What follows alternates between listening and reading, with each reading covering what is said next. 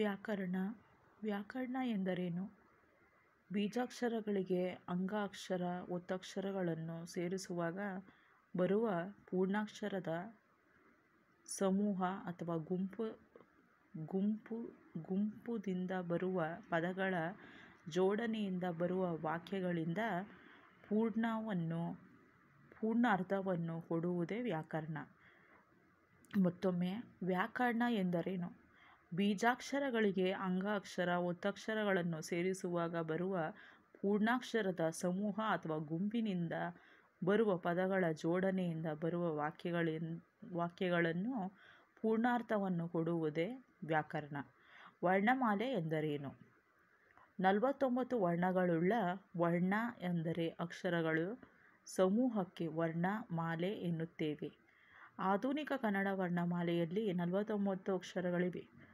ಅವುಗಳಾವುದೆಂದರೆ ಅ, ಆ, ಇ, ಈ, ಉ, ಊ, ಋ, ಎ, ಐ, ಒ, ಔ, ಅಂ, ಅಃ ಮತ್ತು ಕ, ಖ, ಗ, ಘ, ಜ್ಞ, ಚ, ಛ, ಜ, ಝ, ಞ, ಟ, ಠ, ಡ, ಢ, ಣ, ತ, ಥ, ದ, ಧ, ನ, ಪ, ಫ, ಬ, ಭ, ಮ, ಯ, ರ, ಲ, ವ, ಶ, ಸ, ಹ, ಳ. ಕನ್ನಡ ವರ್ಣಮಾಲೆಯಲ್ಲಿರುವ 49 ಅಕ್ಷರವನ್ನು ಮುಖ್ಯವಾಗಿ 3 ವಿಭಾಗಗಳಾಗಿ ವಿಂಗಡಿಸಬಹುದು. ಸ್ವರಗಳು 13 ಸ್ವರ, ವ್ಯಂಜನಗಳು 34, ಯೋಗವಾಹಗಳು ಅಥವಾ ಯೋಗವಾಹಕಗಳು 2 ಮತ್ತು ಒಟ್ಟು 49 ವರ್ಣಮಾಲೆಗಳು.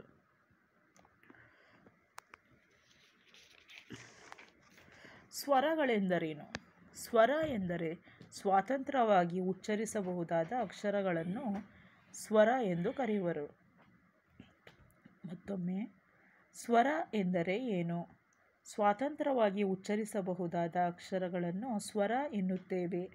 ಅವುಗಳಾವುವೆಂದರೆ ಅ, ಆ, ಇ, ಈ, ಉ, ಊ, ಋ, ಎ, ಐ, ಒ, ಔ. ಸ್ವರಗಳನ್ನು 2 ಭಾಗಗಳನ್ನಾಗಿ ವಿಂಗಡಿಸಲಾಗಿದೆ. ಮೊದಲನೆಯದಾಗಿ ಹ್ರಸ್ವಸ್ವರ 6, ದೀರ್ಘಸ್ವರ 7, ಒಟ್ಟು 13. ಹ್ರಸ್ವಸ್ವರ ಎಂದರೇನು? ಹ್ರಸ್ವಸ್ವರ ಎಂದರೆ ಒಂದು ಮಾತ್ರೆಯ ಕಾಲದಲ್ಲಿ ಉಚ್ಚರಿಸಬಹುದಾದ ಅಕ್ಷರಗಳನ್ನು ಹ್ರಸ್ವಸ್ವರ ಎನ್ನುವರು. ಅವುಗಳಾವುವೆಂದರೆ ಅ, ಇ, ಉ, ಋ, ಎ, ಒ ಗಳು. ದೀರ್ಘಸ್ವರ ಎಂದರೇನು? 2 ಮಾತ್ರೆಯ ಕಾಲದಲ್ಲಿ ಉಚ್ಚರಿಸಬಹುದಾದ ಅಕ್ಷರಗಳನ್ನು ದೀರ್ಘಸ್ವರ ಎಂದು ಕರೆಯುವರು. ಅವುಗಳಾವುವೆಂದರೆ ಆ, ಈ, ಉ, ಎ, ಐ, ಒ, ಔ ಗಳು. ವ್ಯಂಜನ ಎಂದರೇನು?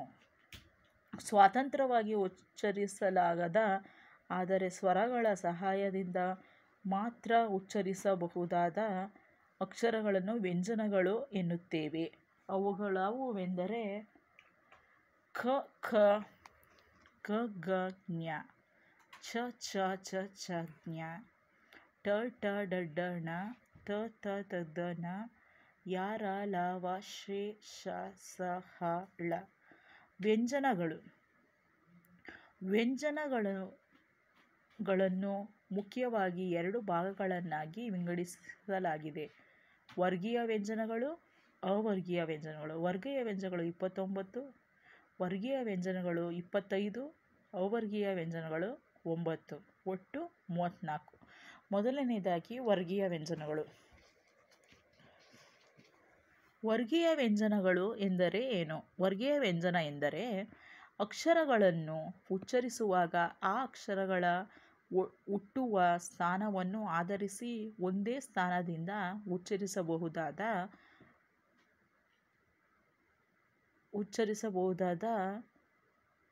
5 ಅಕ್ಷರಗಳ ಗುಂಪನ್ನು ಅಕ್ಷರಗಳನ್ನು ಉಚ್ಚರಿಸುವಾಗ ಆ ಅಕ್ಷರಗಳ ಹುಟ್ಟುವ ಸ್ಥಾನವನ್ನು ಆಧರಿಸಿ ಒಂದೇ ಸ್ಥಾನದಿಂದ ಉಚ್ಚರಿಸಬಹುದಾದ 5 ಅಕ್ಷರಗಳ ಗುಂಪನ್ನು ಒಂದೊಂದು ವರ್ಗವಾಗಿ ವಿಂಗಡಿಸಲಾಗಿದೆ. ಈ ರೀತಿ ವಿಂಗಡಿಸುವ 5 ವರ್ಗಗಳನ್ನು ವರ್ಗೀಯ ವ್ಯಂಜನಗಳೆಂದು ಕರೆಯುತ್ತೇವೆ. ಈ ರೀತಿ 25 ಅಕ್ಷರಗಳು 5 ವರ್ಗಗಳನ್ನಾಗಿ ವಿಂಗಡಿಸಿದ್ದಾರೆ. ಅವುಗಳಾವುವೆಂದರೆ ಕ ಖ ಗ ಘ ಜ್ಞ ಕ ವರ್ಗ ಕಂಠ್ಯ ವರ್ಗ ವ್ಯಂಜನಗಳು, ಚ ಛ ಜ ಝ ನ ಛ ವರ್ಗ ತಾಲವ್ಯ ವ್ಯಂಜನಗಳು, ಟ ಠ ಡ ಢ ಣ ಠ ವರ್ಗ ಮೂರ್ಧ ವ್ಯಂಜನಗಳು, ತ ತ ದ ದ ನ ತ ವರ್ಗ ದಂತ್ಯ ವ್ಯಂಜನಗಳು, ಪ ಪ ಬ ಬ ಮ ಪ ವರ್ಗ ಓಷ್ಠ್ಯ ವ್ಯಂಜನಗಳು. ಈ 25 ವರ್ಗೀಯ ವ್ಯಂಜನಗಳು ಮತ್ತು 3 ಭಾಗಗಳಾಗಿ ವಿಂಗಡಿಸಿದ್ದಾರೆ. ಅಲ್ಪಪ್ರಾಣ, ಮಹಾಪ್ರಾಣ, ಅನುನಾಸಿಕಗಳು. ಅನುನಾಸಿಕ 5, ಅಲ್ಪಪ್ರಾಣ 10, ಮಹಾಪ್ರಾಣ 10, ಒಟ್ಟು 25. ನೆಕ್ಸ್ಟು ಅವರ್ಗೀಯ ವ್ಯಂಜನಗಳು ಮುಂದಿನ ವಿಭಾಗದಲ್ಲಿ ನೋಡೋಣ.